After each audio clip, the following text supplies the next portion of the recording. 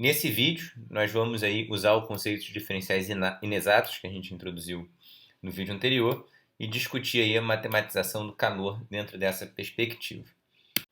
Bom, vamos começar revendo brevemente o que a gente fez no último vídeo.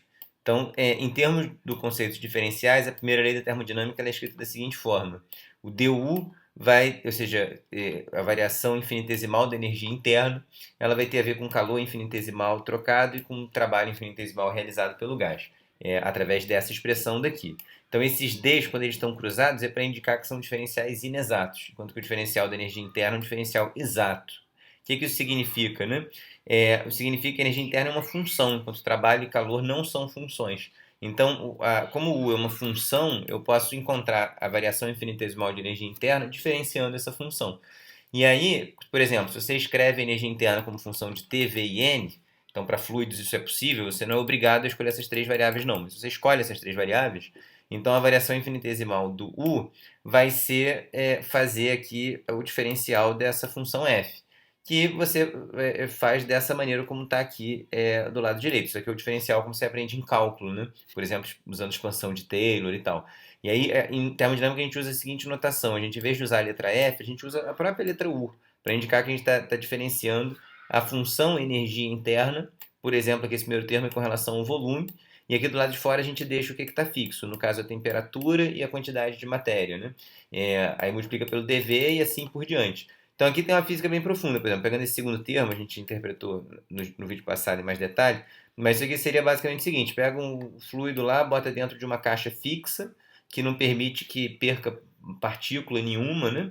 Então você está fazendo um processo que o volume e a quantidade de mols aqui está fixo.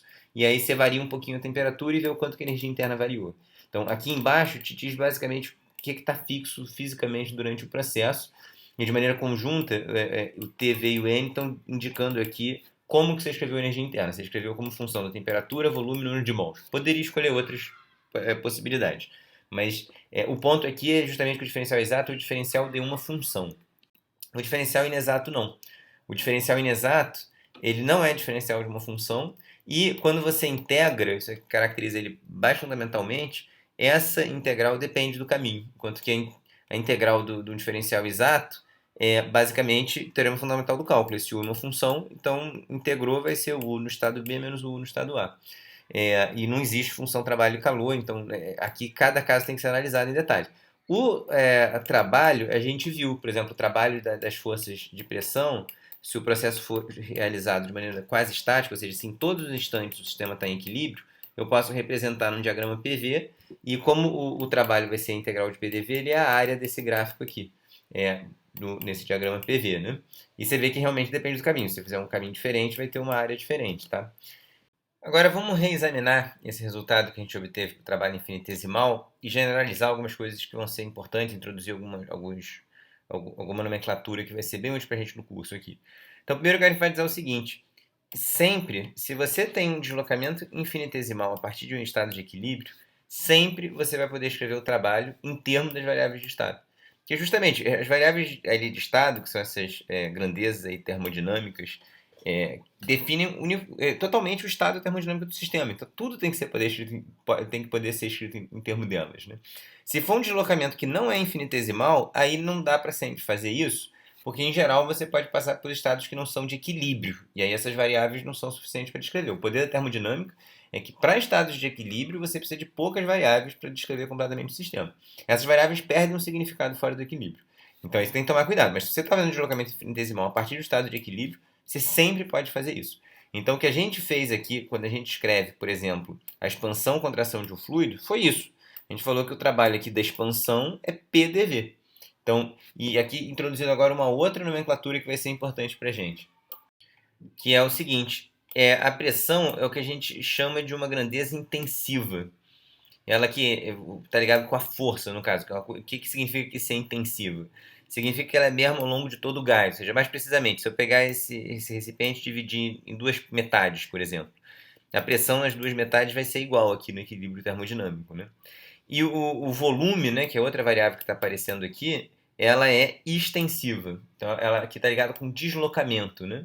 Então, de fato, o volume, se você dividir em duas metades, o volume ficou reduzido pela metade. Se você dividir em 3/3, cada volume ficou dividido por 3/3. Mas a pressão não, a pressão é uma grandeza intensiva, ela é a mesma ao longo aqui de todo o gás no equilíbrio, né? Tá?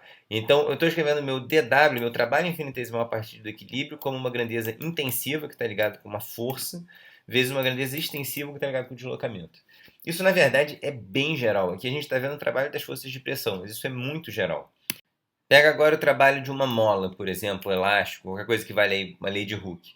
O trabalho elástico vai ser um TdX, onde esse T é uma força, tá? E isso aqui é o trabalho realizado pela força de tensão aqui. A tensão é intensiva. Pega aqui a tensão uma corda tensionada aqui.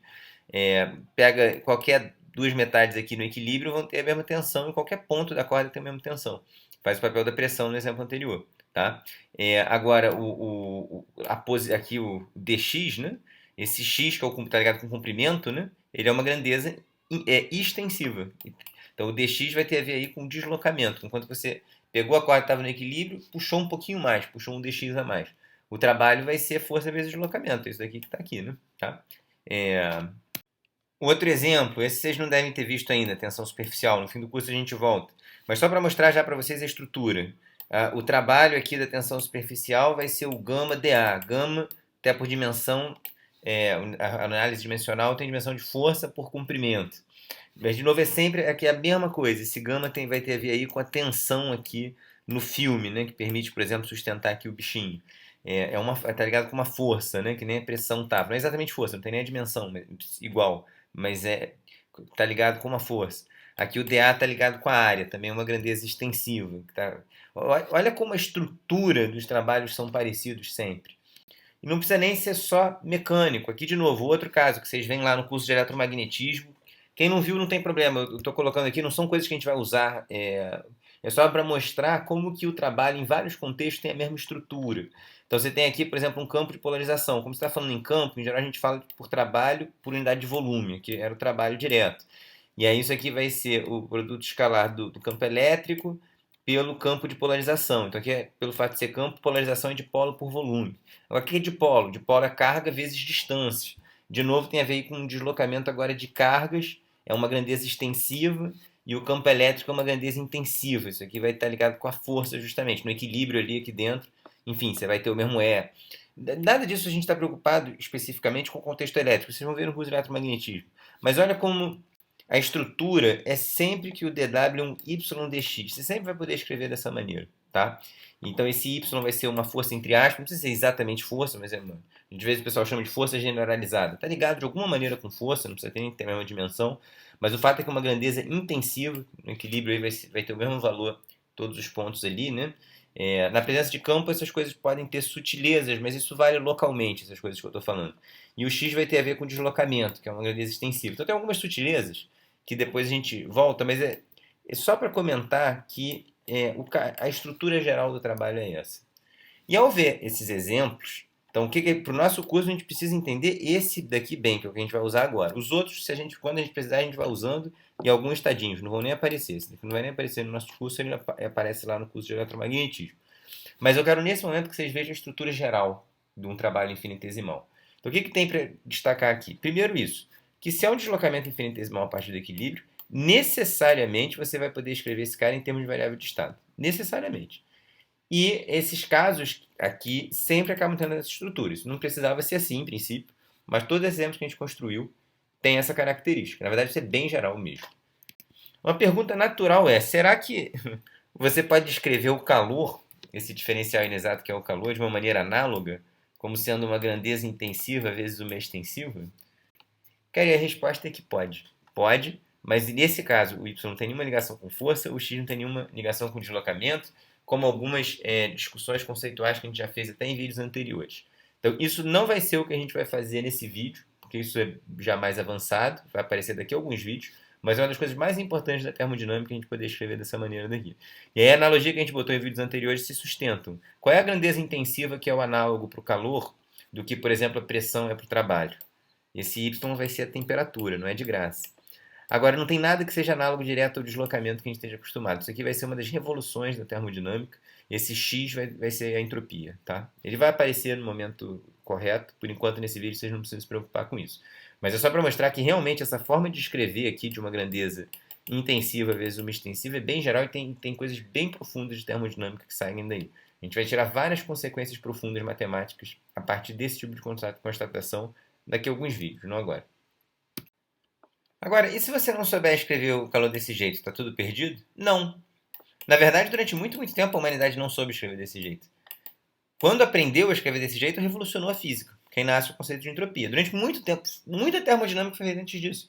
Para surgir o conceito de entropia, a humanidade já tinha que ter um conhecimento profundo de termodinâmica, levou tempo para isso. E antes disso, como é que você fazia? Como é que você lida com isso? Ué, no fundo a intuição inicial da termodinâmica. Ora, quando você bota dois corpos em contato térmico, vai equilibrar a temperatura através de uma troca de calor. Então a pergunta natural para você fazer, uma grandeza natural para você medir, é o quanto de calor que você precisa dar para mudar a temperatura por um certo dt. Então você começa lá com um corpo a uma certa temperatura T, e aí pensa que você dá agora um calor infinitesimal dq e vê o quanto que mudou de temperatura. Essa é a definição de capacidade térmica. É um exemplo de função-resposta. Ela vai ver como que o sistema responde a uma dada variação de temperatura. Quanto de calor que ele demanda para mudar a temperatura dele. Tá? E em vez de falar em capacidade térmica, você pode falar alternativamente em calor específico, que é esse Czinho, que é a capacidade térmica por unidade de massa da substância. Mas enfim, são definições equivalentes como você vê lá desde a calorimetria. Então, de fato, a gente consegue, definindo essas funções respostas, a gente consegue relacionar a variação infinitesimal de calor, que é um diferencial inexato, com grandezas termodinâmicas. Eu quero fazer algumas considerações aqui. Primeiro, já quero chamar a atenção que essa definição está imprecisa. A gente vai tornar ela precisa daqui a pouco. Mas tem outras coisas que eu quero chamar a atenção que são bem importantes para a gente.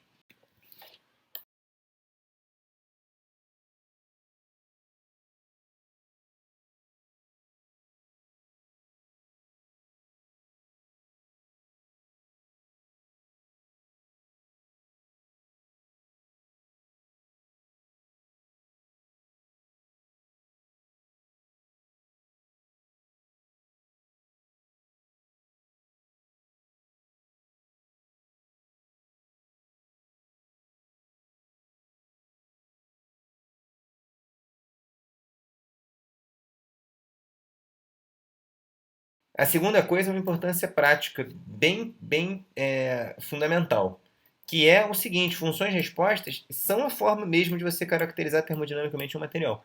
Então, no fundo, a gente começa apresentando a teoria em termos desses conceitos tão filosóficos, tão bonitos de calor, energia interna, entropia e tal, mas a maneira como a gente investiga o sistema, e até mesmo para fazer modelos para essas grandezas de energia interna, etc., é através de como que o sistema responde a coisas que a gente controla no laboratório. Você mede um pouquinho a temperatura e mede o calor que troca e assim por diante. Então, é conhecendo essas medidas aqui que você vai conseguir construir teorias científicas. Então, elas são guias, elas são norte e tem uma física muito bonita por trás para entender como que você vai caracterizar essas funções. Então, realmente assim, elas não são figurantes no curso de termodinâmica, elas são protagonistas, tá? E elas vão desempenhar esse papel várias vezes ao longo do nosso curso.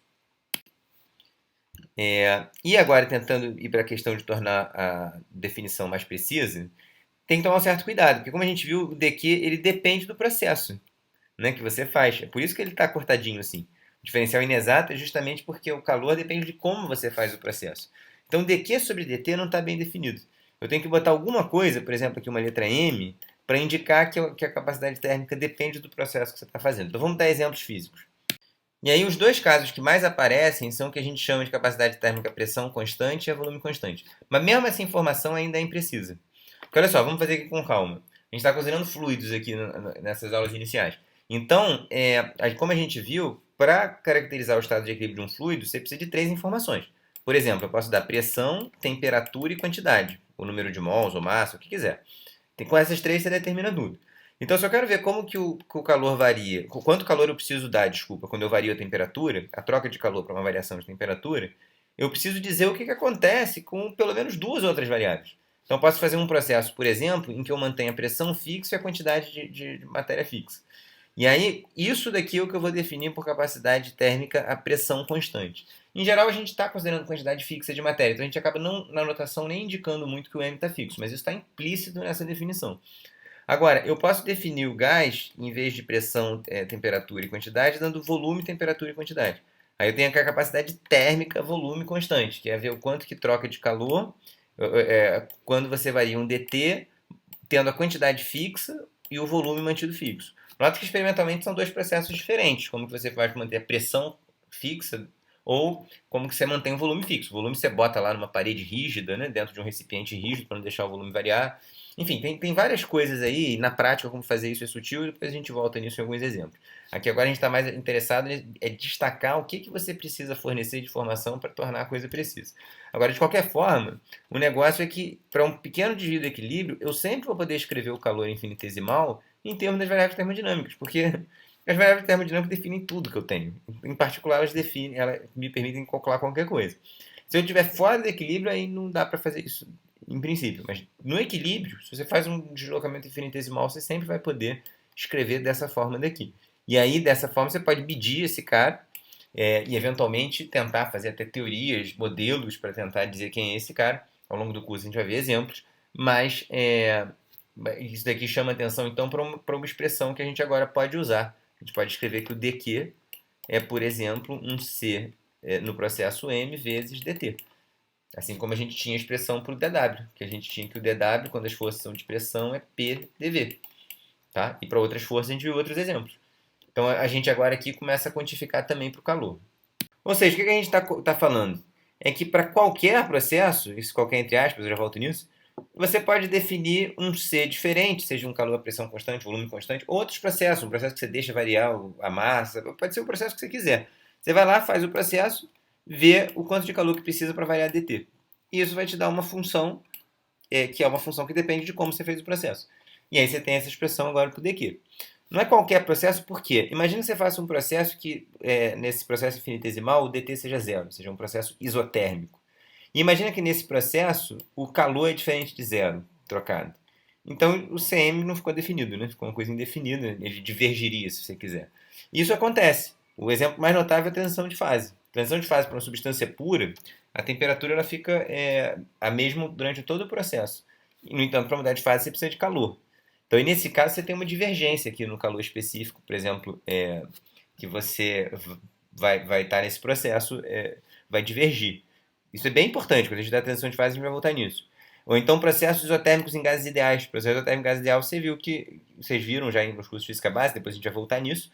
Tem um calor diferente de zero, mas o dt é zero. Também não tem um calor específico definido. Né? Então, assim, tem processos para os quais isso quebra, mas para, enfim, muitos e muitos e muitos processos, você vai poder usar uma formulação desse tipo e escrever que o dq vai ser esse C que você mediu lá, que você construiu o modelinho, vezes o dt.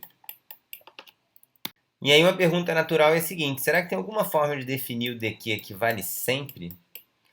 Porque no DW, o DW, quando a gente escreveu, ele era lá o PDV, né? Sempre, não precisava especificar qual era o processo, eu não tinha que definir essa função resposta, não tive que fazer nada disso. O calor, como eu comentei, dá até para escrever de uma forma análoga, mas aí a gente precisa de conceitos que a gente não viu ainda. Agora, mesmo sem falar em entropia nem nada, a gente consegue escrever o dq de uma forma que vale sempre. E para isso, o ponto é o seguinte, você precisa usar todas as variáveis que são necessárias para definir o estado, para definir o equilíbrio. Para o fluido, bastava 3, né? Aqui a gente vai supor que a quantidade é fixa, então vou considerar que a massa é uma constante o tempo todo e não vou nem falar nela. Então as variáveis que a gente vai ter vão ser duas para definir o estado. Por exemplo, volume e temperatura. Eu posso escolher outras, mas vamos escolher volume e temperatura. Se isso determina completamente o estado o estado de equilíbrio do meu sistema termodinâmico, então com elas eu consigo falar tudo. Eu consigo falar qual é o trabalho que foi trocado no processo, qual é a variação de energia interna, qual é o calor trocado. Então, de maneira geral, bem matematicamente primeiro, vou poder escrever que o meu dq é dado por essa grandeza aqui, ou seja, vai ser essa soma de dois termos. Eu não consigo ter um só, porque o lance todo é que a temperatura sozinha não define o meu estado. Eu preciso de duas coisas.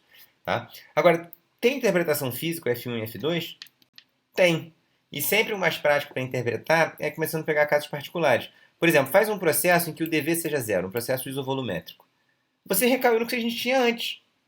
A gente recaiu no que a gente tinha antes. A gente tinha um dq dividido por dt com V fixo. Isso daqui é o calor, é a capacidade térmica volume constante. Então você vê que o significado físico desse F1 é a capacidade térmica volume constante. Você pode determinar esse F1 medindo a capacidade térmica volume constante. Para o F2, a gente faz a mesma coisa. Imagina agora que você tem um processo isotérmico. Então esse F2 ele mede o quê? Ele mede o quanto de calor você precisa dar para variar o volume a uma temperatura fixa. Então é uma função que a gente chama em geral de função L, e ao qual a gente dá o nome de calor latente. Então, é o mesmo nome que aparece lá quando vocês estudam transição de fase, porque são conceitos ligados, mas aqui é muito mais geral que isso. Eu não estou falando de transição de fase. Inclusive, quando fala em transição de fase, tem que tomar certos cuidados, porque a quantidade do material vai mudar, né? Se a água está virando gelo, a quantidade de gelo muda. Então, tem que tomar um certo cuidado, a gente vai estudar a transição de fase em detalhe. Mas o ponto todo é justamente perceber que quando você faz um processo termodinâmico, em princípio a temperatura está mudando e o volume está mudando. E aí, se você mede essa capacidade térmica, volume constante, e o calor latente aqui, a temperatura constante, você consegue calcular o calor trocado em todo o processo. Isso é totalmente geral. Tá? Se você tiver mais um sistema que precisa de mais variáveis termodinâmicas, você vai botando mais caras e definindo eles da mesma forma que a gente fez aqui. Então, em resumo, você tem duas opções para descrever o calor trocado em termos de funções respostas. A primeira opção é você usar um monte de funções respostas, tantas quantas sejam necessárias para definir o equilíbrio termodinâmico do seu sistema. Então, se você está com quantidade fixa de um fluido, todos os processos vão ocorrer com variação de temperatura e volume. Então, você consegue escrever a troca de calor dessa maneira daqui. A opção 2, que muitas vezes é a mais prática, é você usar só uma função resposta. Só que aí o preço que você paga é que aí qual função resposta você vai usar, em princípio depende do caminho. Mas você pode fazer isso aqui sempre desde que esse cara não divirja. Se esse cara divergir, não vai funcionar. E fisicamente agora a gente consegue entender por que ele diverge em certos casos. Porque imagina lá o caso de um gás ideal num processo isotérmico. Nesse caso, o gás ideal ele só troca calor porque o volume dele varia. Então toda a informação vem daqui. Quando você tenta colapsar tudo num termo só, não funciona, porque o dt é zero. Então, por isso que o calor específico acaba sendo infinito, porque no fundo o dt é zero, mas tem calor trocado. Então, a divergência indica isso, que você escolheu mal a sua variável para descrever o processo nesse caso, porque se é isotérmico não tem dt, né? O dt é zero. Então, em suma, o lance é esse. Se você quiser usar funções respostas para descrever o calor trocado, você pode. Ou você faz isso, e aí quando você faz isso, independente do seu processo, ele não precisa ser volume constante. Qualquer processo que você faça, você vai escrever como sendo capacidade térmica volume constante vezes dt, só que tem um segundo termo. Ou você mantém um termo só que aí você lida com o preço que você paga e tem que lidar com uma função resposta que depende do caminho.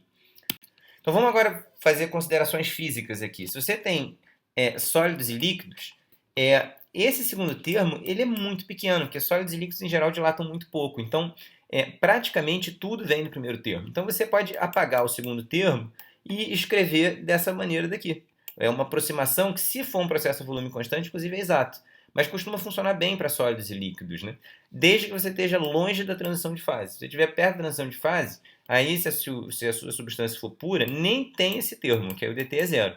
E aí tudo vai vir do outro termo, né? Que é esse termo que tem a ver com calor latente. Chamando a atenção de novo que transição de fase tem outras sutilezas também que a gente vai voltar depois, porque varia a quantidade de matéria que tem, num estado para mudar para o outro estado, e tudo isso a gente vai voltar depois.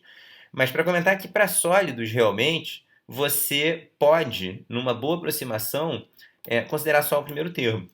De uma maneira equivalente, se você escolher escrever dessa forma daqui, que sempre com aspas é possível, então as aspas são o quê? Se for isotérmico, não dá para escrever assim.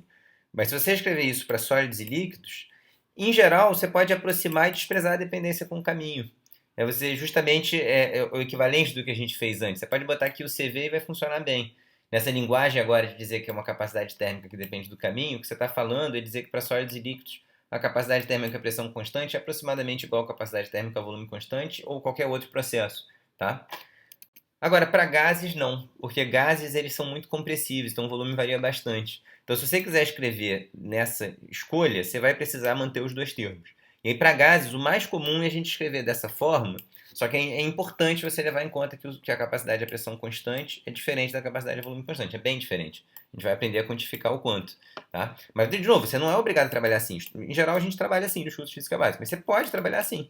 Basta calcular quem é esse cara. E dá para calcular direitinho para o gás ideal. A gente vai calcular depois. Então daria para o tempo todo fazer essa formulação, não tem nenhum problema. Só não é que a gente faz mais comumente. O lance é que, aí, se você faz essa formulação para qualquer processo, não importa como ele é feito, você vai usar a capacidade térmica volume constante e esse calor latente. Tá? Se fizer isso, não pode apagar o segundo termo. O segundo termo é fundamental. Ou então você fala, não quero falar em calor latente. Seja feliz. Só que aí a função que você vai botar aqui depende do caminho que você for usar. Agora a gente está em posição de apreciar que, do ponto de vista matemático, a temperatura não tem nenhum privilégio. Eu poderia escolher aqui exprimir o calor trocado falando num calor latente que depende do caminho. Aí aqui agora o calor latente seria a função do processo. Isso ia funcionar sempre que o processo não fosse isovolumétrico. Ou então, se eu não quisesse falar em funções que dependem do caminho, eu podia aqui, como exemplo 2, escolher como variáveis dependentes a pressão e o volume. Então, o calor trocado ia ter a ver com esse G1 e com esse G2. Eu não tenho nenhuma obrigação de usar a temperatura. São formas totalmente válidas de escrever, do ponto de vista matemático. Do ponto de vista físico, é horrível escrever assim, é uma bosta. Por quê? Primeiro, nem tem nome essas funções G1 e G2, elas nem vão ter nome, o que já indica uma irrelevância física. Mas justamente, de onde nasce todo o estudo do calor? Quando a gente vê aí que você bota dois corpos em temperatura diferente, eles se equilibram trocando calor, e nesse processo a temperatura deles varia. Se você quisesse definir assim o calor, vai medir no laboratório quanto que o calor que troca quando você varia o volume. São medidas difíceis, porque são coisas pequenas. A gente viu que em muitos casos, quando a gente escreve em termos da temperatura e do volume, a parte que tem a ver com a variação de volume muitas vezes é desprezível, porque o que é fácil de medir é o outro. Fácil entre aspas, já foi genial chegar lá.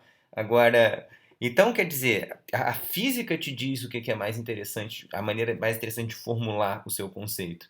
Mas do ponto de vista matemático, você tem uma liberdade muito grande. E às vezes entender essa liberdade é interessante porque isso abre perspectivas de interpretações conceituais interessantes. Agora, às vezes você vê o quão esquisito que seria uma formulação alternativa, te faz apreciar a razão pela qual a gente formulou fisicamente da forma como a gente encaminhou a discussão, tá? E o mesmo tipo de discussão vale para o conceito de trabalho. Então, se eu quero, por exemplo, trabalho num processo infinitesimal, eu posso introduzir duas funções, F1 e F2, e ver aí como que a pressão e a temperatura variam no processo. Ou então posso empregar funções que dependem do caminho para usar um termo só. Só que no caso do trabalho, por que a gente vai fazer isso? A gente sabe que o DW é sempre PDV. A gente tem uma forma de escrever que envolve, na verdade, só um único infinitésimo, que é o dV, e é exato, e vale sempre. Para o calor também, depois a gente vai ver que também tem uma forma de escrever que só tem um termo, né? Sem precisar lá das funções respostas que a gente definiu, quando a gente introduzir entropia. Mas no caso do calor, mesmo quando a gente aprender a fazer isso, isso não invalida, porque do ponto de vista experimental é muito útil, muito relevante lidar com calor específico, entropia é um conceito super abstrato. Mas no caso do trabalho, realmente nunca vai ser mais conveniente você escrever de qualquer forma que não seja essa que está aqui. Mas matematicamente é importante perceber que não tem uma distinção fundamental. Do ponto de vista matemático, trabalho e calor tem uma simetria absurda. Eles são tudo que vale para um tem um análogo para o outro, tudo, absolutamente tudo, tá? Mas a graça é que a física não é só relações matemáticas, né? E do ponto de vista físico, calor e trabalho são duas coisas bem diferentes, como a gente tem a nossa intuição desde pequenininho, né? Então aqui só para fechar um comentário que vai além do nosso curso, mas aqui a gente definiu o calor específico para processos infinitesimais. Se o processo não for infinitesimal, mas desde que ele seja quase estático, eu consigo também definir funções de calor específicas para processos que não são infinitesimais. Por exemplo, esse processo que é essa linha reta aqui. E aí o lance é que se esse processo tangenciar a isotérmica, lembra que quando tangencia a isotérmica, o dt é zero, né? Então isso na prática acaba te levando à necessidade de falar em capacidades térmicas aí multivaluadas, né? Funções que aí para a mesma temperatura você pode ter dois valores diferentes. Isso acontece porque para a mesma temperatura você pode estar em dois pontos diferentes do processo. Isso fica como comentário extra. Quem quiser pode dar uma olhada aqui nesse artigo e tem várias referências citadas também, foi o trabalho que a gente fez há um tempinho atrás. Quem quiser depois eu posso passar também, mas fica como comentário extra no curso, tá?